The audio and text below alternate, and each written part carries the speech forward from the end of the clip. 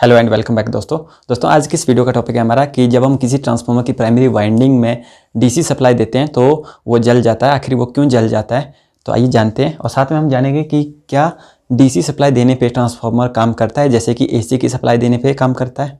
तो आइए जानते हैं दोस्तों। सबसे पहले मैं आपको बता देता हूँ, ट्रांसफार्मर कोई भी ट्रांसफार्मर हो, टू वाइंडिंग ट्रांसफार्मर जिसमें एक प्राइमरी वाइंडिंग होगी, एक सेकेंडरी वाइंडिंग होगी। प्राइमरी में जो वाइंडिंग होगी उसकी number of turns NP number of turns होंगे, और सेकेंडरी में जो नंबर ऑफ टर्न उसको मैंने एनएस यहाँ पे लिखा हुआ है। और प्राइमरी में आपने प्राइमरी जो आपकी वाइंडिंग रहेगी उसको अपने सोर्स सप्लाई के साथ कनेक्ट करना है, और जो सेकेंडरी साइड है उसको अपने लोड के साथ कनेक्ट करना होता है। ठीक है, जब आप जैसे मान लो आपने यहाँ पे एसी सप्लाई कनेक्ट की हुई है ना, 230 वोल्ट एसी आपने यहाँ पे दिया है, तो यहाँ पे प्राइमरी वाइंडिंग में से प्राइमरी करंट आईपी यहाँ पे फ्लो होएगा। ठीक है, वाइंडिंग में से, जिसके कारण यहाँ पे मैग्नेटिक फ्लक्स सेटअप हो जाएगा जो इस वाइंडिंग के साथ में लिंक करेगा और साथ में सेकेंडरी वाइंडिंग के साथ में लिंक करेगा, जिसके कारण इसमें ईएमएफ इंड्यूस होगी अपने सेल्फ इंडक्शन के कारण। जो प्राइमरी वाइंडिंग है उसमें E1 ईएमएफ इंड्यूस होगी और सेकेंडरी वाइंडिंग में भी ईएमएफ इंड्यूस होगी, वो म्यूचुअल इंडक्शन के कारण होगी। ठीक है, जो ये फ्लक्स है ये लिंक करेगा सेकेंडरी वाइंडिंग के साथ। ये जो लिंक करेगा ये आयरन कोर के थ्रू लिंक करेगा। जो आपका जो ट्रांसफार्मर होता है वो आयरन कोर टाइप ट्रांसफार्मर इस तरह से होता है। ये मैंने एयर कोर टाइप बना दिया है। ठीक है, प्राइमरी और सेकेंडरी वाइंडिंग इस तरह से रहेगी, जिसको आपने सोर्स के साथ कनेक्ट करना है यहाँ पे, और इसको आपने लोड के साथ कनेक्ट करना है। ठीक है, तो क्या होता है दोस्तों, तो इस तरह से इसमें ईएमएफ इंड्यूस होती है, और फिर ईएमएफ जैसे सेकेंडरी साइड में आपका ईएमएफ इंड्यूस होगी, तो आगे आपने जब लोड कनेक्ट कर देना सेकेंडरी साइड में, तो इसमें सेकेंडरी करंट फ्लो होगा और लोड के क्रॉस आपकी वोल्टेज आ जाएगी सेकेंडरी वोल्टेज। तो ये एसी के केस में काम इस तरह से होएगा। लेकिन जैसे कि इस ट्रांसफार्मर को आप डीसी सप्लाई देंगे, यहाँ पे एसी की जगह इसकी प्राइमरी साइड में आप जब डीसी देंगे तो क्या होगा। यहाँ पे मैं इस केस को अलग से लेता हूँ। तो यहाँ पे मैंने जैसे कि यहाँ 220 वोल्ट डीसी दे दिया है, तो क्या होगा दोस्तों, सबसे पहले हमें जानना होगा कि एसी के केस में ये काम कैसे कर रहा है। दोस्तों क्या होता है, जो ये हमारी वाइंडिंग है ये किस चीज़ की, कॉपर की होगी। तो जब अगर ये कॉपर की है, इसका भी अपना रेजिस्टेंस होता है, थोड़ा बहुत लो रेजिस्टेंस होता है। ठीक है, लो रेजिस्टेंस भी होगा इसका, लेकिन साथ में जैसे कॉयल की फॉर्म में जो वाइंडिंग है वो क्या है, कॉयल की फॉर्म है ना, इसमें क्या है, इंडक्टेंस भी है। तो इंडक्टेंस के कारण इसमें क्या होती है, इंडक्टिव रिएक्टेंस भी होती है, जिसकी वैल्यू ज़्यादा होती है। और रेजिस्टेंस तो कंडक्टर है, जैसे कॉपर कंडक्टर है ना, तो इसकी जो रेजिस्टेंस है वो तो कम होगी, लेकिन जो इंडक्टेंस के कारण जो इंडक्टिव रिएक्टेंस है एक्सएल वो ज़्यादा होती है इस केस में। तो जिसके कारण जो इम्पीडेंस होती है R² प्लस XL², ये इम्पीडेंस होती है, ये बढ़ जाती है इस केस में, एसी के केस में इम्पीडेंस, क्योंकि इसकी वैल्यू ज़्यादा होती है, इसकी वैल्यू से कम होती है, लेकिन ये तो ज़्यादा है ना आपका इंडक्टिव रिएक्टेंस। तो इस केस में जो ये अगर ये फेस है और ये न्यूट्रल है, ठीक है, तो फेस और न्यूट्रल अगर आप यहाँ पे दे रहे हो वाइंडिंग में, सिंगल फेस का ट्रांसफार्मर लिया ना मैंने, तो ये वाइंडिंग है, इसका अपना कुछ इंपीडेंस होगा। तो इस इंपीडेंस के कारण यहाँ पे कोई शॉर्ट सर्किट नहीं होगा, ये काम करेगा, अपनी अच्छी तरह से काम करेगा। जो primary winding as a load act करेगा, और इसमें अपना मैग्नेटिक फ्लक्स सेटअप हो जाएगा, क्योंकि अल्टरनेटिंग नेचर का इसमें करंट फ्लो रहा है। अल्टरनेटिंग मैग्नेटिक फील्ड प्रोड्यूस होगी, और अल्टरनेटिंग मैग्नेटिक फील्ड जब इसके साथ लिंक होगी तो उसमें ईएमएफ इंड्यूस होगी, है ना, खुद में ईएमएफ इंड्यूस होगी, और सेकेंडरी वाइंडिंग में म्यूचुअल इंडक्शन के कारण ईएमएफ इंड्यूस होगी। तो फिर जब इसमें ईएमएफ इंड्यूस होगी, जब इसमें लोड कनेक्ट हुआ तो इसमें सेकेंडरी वाइंडिंग में करंट फ्लो होगा, और लोड के क्रॉस आपकी वोल्टेज आ जाएगी VS, यानी कि सेकेंडरी वोल्टेज आ जाएगी।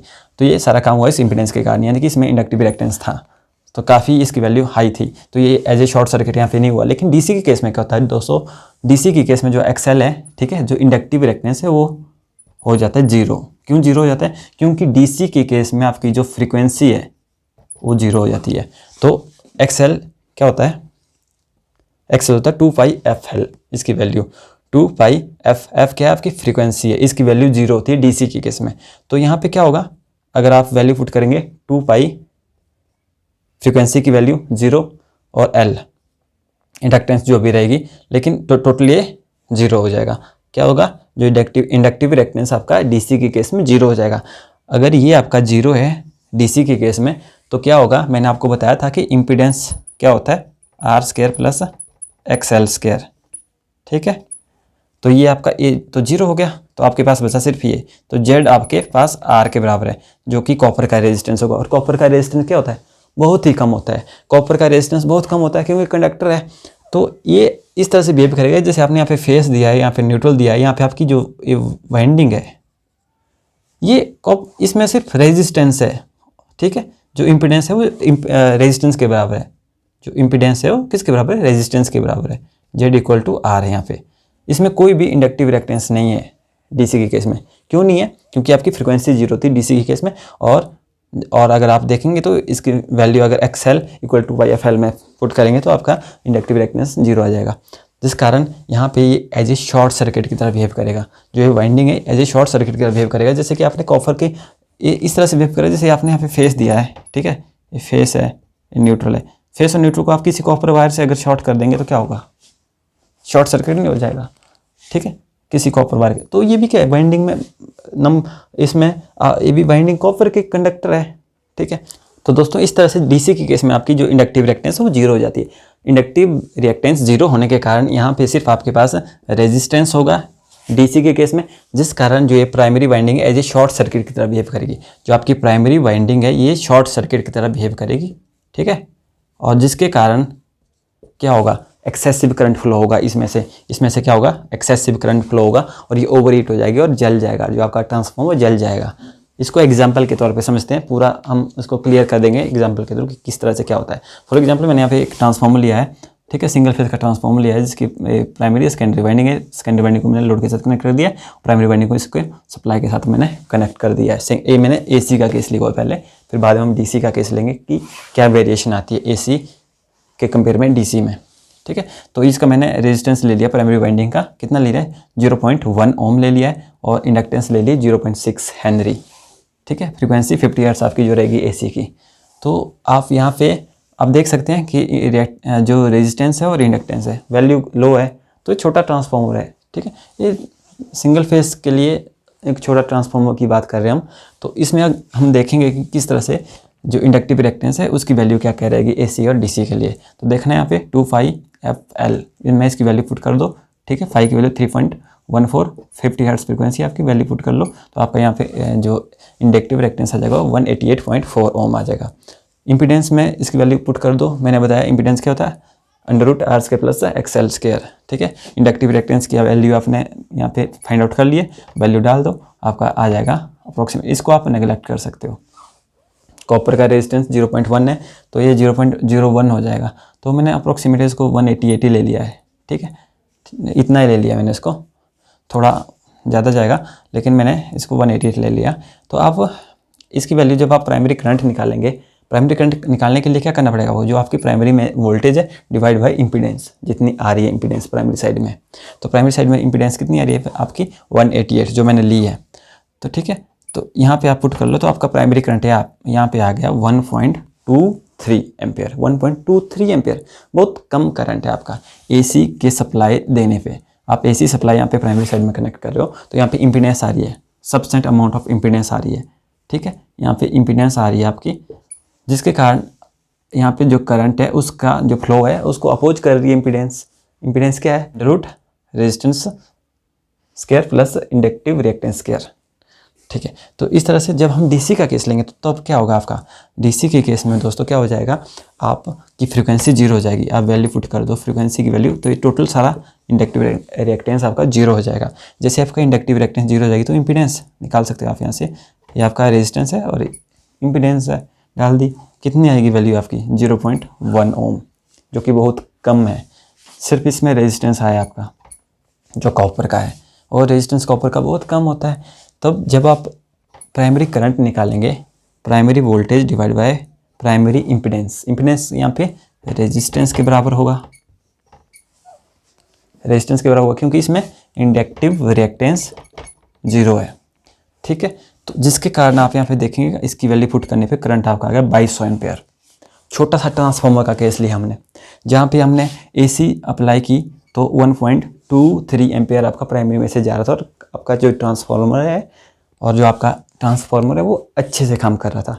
लेकिन जैसे आपने DC दी तो उसी टाइम आपको 2200 एम्पेयर फ्लो होने लगा, 2200 एम्पेयर फ्लो होने लगा प्राइमरी में से। तो प्राइमरी क्या हो जाएगी? ओवरहीट हो जाएगी, और उसी टाइम वो जल जाएगा ट्रांसफार्मर आपका, है ना। इतना सारा करंट, जब एक्सेसिव करंट जाएगा प्राइमरी में से तो वो जल जाएगा। तो यही कारण है कि जो आपका डीसी के केस में जो आप अगर ट्रांसफार्मर में डीसी देंगे तो वो जल जाता है। क्यों जल जाता है? क्योंकि आपका जो इंडक्टिव रिएक्टेंस है वो जीरो हो जाता है उस केस में। क्यों जीरो हो जाता है? क्योंकि फ्रीक्वेंसी आपकी जीरो है।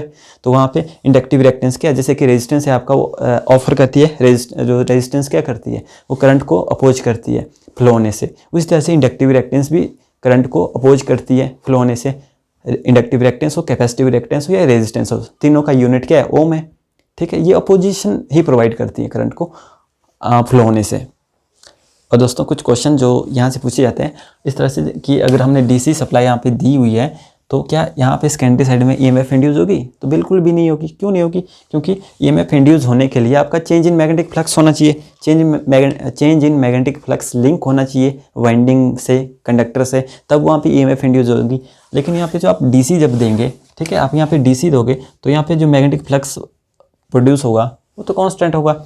तो उसमें कांस्टेंट मैग्नेटिक फ्लक्स जब किसी कंडक्टर के साथ लिंक करता है तो कोई भी ईएमएफ इंड्यूस नहीं होती है। According to Faraday first law of electromagnetic induction, वहाँ पे आपकी ईएमएफ तभी बनेगी जब आपका change in magnetic field link होगी किसी कंडक्टर के साथ। ठीक है, तो कोई भी change in magnetic field link नहीं हो रही है तो सेकेंडरी साइड में आपका जो ईएमएफ है वो जीरो है, इस पर कोई भी ईएमएफ नहीं है। हालांकि जब आप स्विच करते हो तब आपकी थोड़ी बहुत ईएमएफ बनती है। जैसे आप स्विच करते हो ना, ये आपकी डीसी होती है, कांस्टेंट होती है। जब स्विच करते हैं जीरो से तो कुछ वैल्यू पे आते हैं आप, 220 वोल्ट है, तो जैसे स्विच करते हैं जीरो से 220 तक, वहाँ उस टाइम स्विचिंग करते वक्त आपका ईएमएफ इंड्यूस होगा, लेकिन वो बहुत ही नेग्लिजिबल है, उसको नेगलेक्ट कर सकते हैं आप, बहुत कम होता है ना उस टाइम पे, शॉर्ट टाइम के लिए होता है एक्चुअली, तो उसको आप नेगलेक्ट कर सकते हो। तो इसलिए जो सेकेंडरी जो आपका करंट है वो जीरो होगा। क्यों? कि आपकी ईएमएफ ही नहीं है, तो आप लोड तो कनेक्ट करते रहो दुनिया भर का, इसमें कोई करंट फ्लो होने वाला नहीं है। तो आई होप आपको ये वीडियो हेल्पफुल लगी हो। वीडियो हेल्पफुल लगी हो तो वीडियो को लाइक कीजिए, शेयर कीजिए, चैनल पे नए हो तो चैनल को सब्सक्राइब कीजिए। सो मिलते हैं नेक्स्ट वीडियो में, तब तक के लिए टेक केयर, टाटा दोस्तों।